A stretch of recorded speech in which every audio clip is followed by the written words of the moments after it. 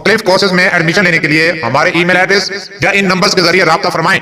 مختلف موضوعات جاننے کے لیے ہمارے یوٹیوب چینل کو سبسکرائب کریں اور بیل آئیکن کو کلک کر دیں تاکہ ہر نوٹیفیکیشن آپ کو مل سکے۔ ہمارے فیس بک پیج کو لائک کریں۔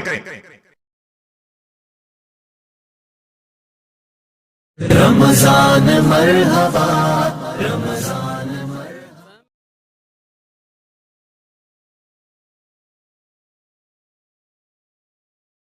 اعوذ باللہ من الشیطان الرجیم، بسم اللہ الرحمن الرحیم۔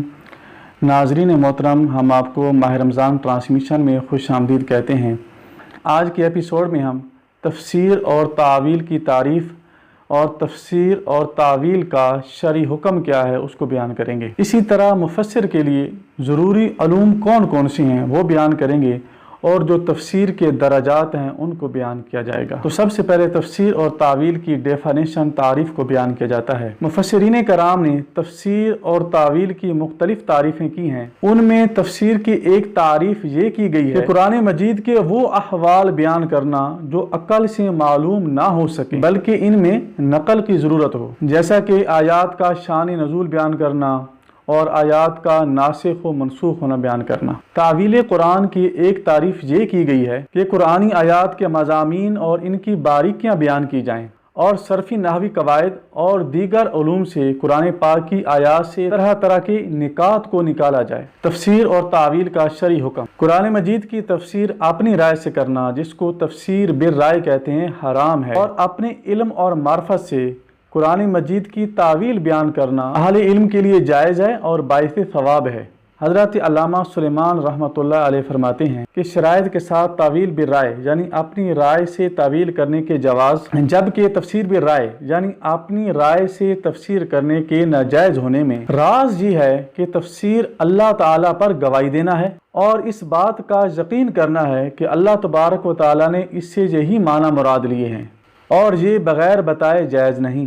اسی لیے امام حاکم رحمۃ اللہ علیہ نے فیصلہ کر دیا کہ صحابی کی تفسیر مرفوع حدیث کے حکم میں ہے، اور تعویل چند احتمالات میں سے کچھ احتمالات کو بغیر یقین کی ترجیح دینے کا نام ہے۔ ناظرین محترم، مفسر ہر کو نہیں بن سکتا۔ مفسر کے لیے کچھ علوم کا جاننا ضروری ہے، اس کے بغیر کوئی تفسیر نہیں کر سکتا۔ علماء کرام نے جو مفسر کے لیے ضروری علوم قرار دیے ہیں ان میں سے چاند ایک یہ ہیں۔ نمبر 1 لغت کا علم، نمبر 2 نحو کا علم، نمبر 3 صرف کا علم، نمبر 4 اشتقاق کا علم، نمبر 5، 6 اور 7 معانی، بیان اور بدیع کا علم، نمبر 8 قراءتوں کا علم، نمبر 9 اصول دین کا علم، اور نمبر 10 اصول فقہ کا علم، نمبر 11 اسباب نزول کا علم، اور نمبر 12 ناسخ و منسوخ کا علم، نمبر 13 مجمل اور مبہم کی تفسیر پر مبنی احادیث کا علم۔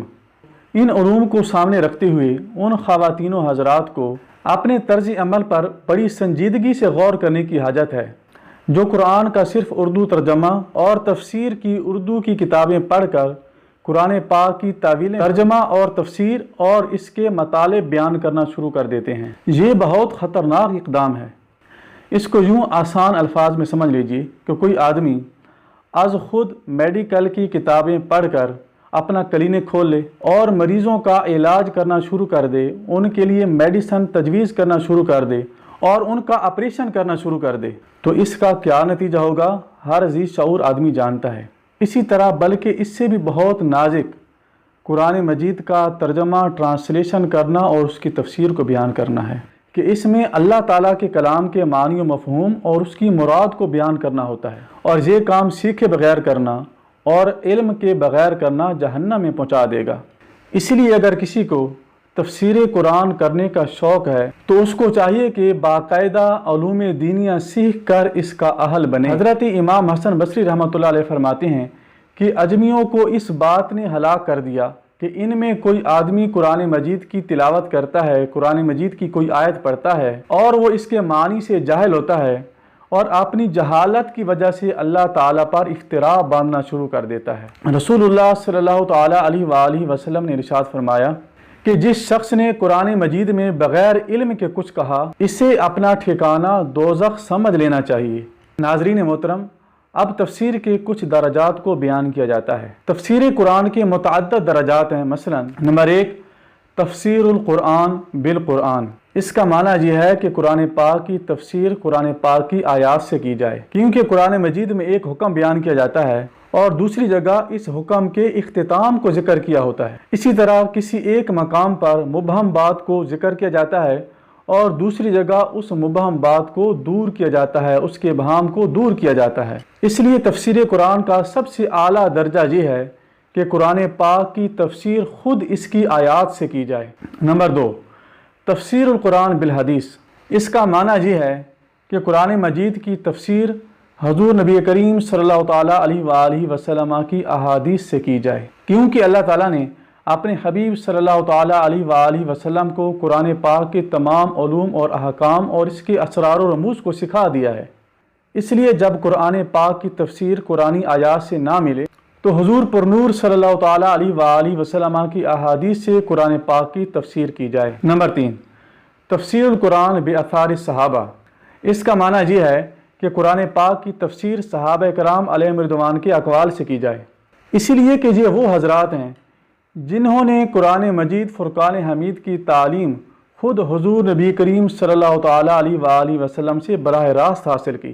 اسی لیے جب قرآن کی تفسیر قرآن کی آیات اور احادیث سے نہ ملے تو پھر صحابہ کرام علیہم رضوان کے اقوال سے اس کی تفسیر کو بیان کیا جائے۔ نمبر 4، تفسیر القرآن بآثار التابعین، اس کا معنی یہ ہے کہ قرآن پاک کی تفسیر تابعین کے اقوال کی روشنی میں کی جائے، کیونکہ یہ وہ لوگ ہیں جنہوں نے صحابہ کرام سے قرآن مجید کی تفسیر کو سیکھا۔ اسی لیے جب قرآن مجید کی تفسیر قرآن پاک کی آیات، احادیث مبارکہ اور صحابہ کرام علیہم رضوان کے اقوال سے نہ ملے تو تابعین کے اقوال سے قرآن پاک کی تفسیر کی جائے۔ البتہ اس بات کا لحاظ رکھا جائے کہ اگر کوئی تابعی صحابی کا قول بیان کرتا ہے تو اس کا حکم وہی ہے جو صحابی کی تفسیر کا حکم ہے۔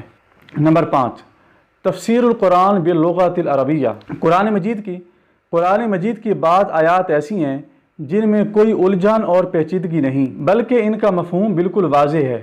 ایسی آیات کی تفسیر کے لیے عربی لغت اور عربی قواعد کافی ہیں۔ البتہ وہ آیات جن کا مفہوم واضح نہیں یا پھر جن سے فقہی مسائل اخذ کیے جا رہے ہوں تو ان کی تفسیر مذکورہ 4 ماخذ سے کی جائے اور اس کے بعد عربی لغت کو سامنے رکھا جائے، کیونکہ عربی زبان کے اندر اس قدر وسعت ہے کہ بعض اوقات ایک ایک لفظ کے کئی معنی ہوتے ہیں۔ ناظرین محترم، قرآن پاک کا اصل ماخذ کیا ہے وہ انشاءاللہ نیکسٹ ایپیسوڈ کے اندر بیان کیا جائے گا۔ اللہ تبارک و تعالیٰ کی بارگاہ میں دعا گو ہوں کہ جو کچھ ہم نے سنا اس کو یاد رکھنے کی توفیق عطا فرمائے اور اس پر عمل پیرا ہونے کی توفیق عطا فرمائے۔ آمین بجاہ نبی الامین و صلی اللہ تعالیٰ علیہ وآلہ۔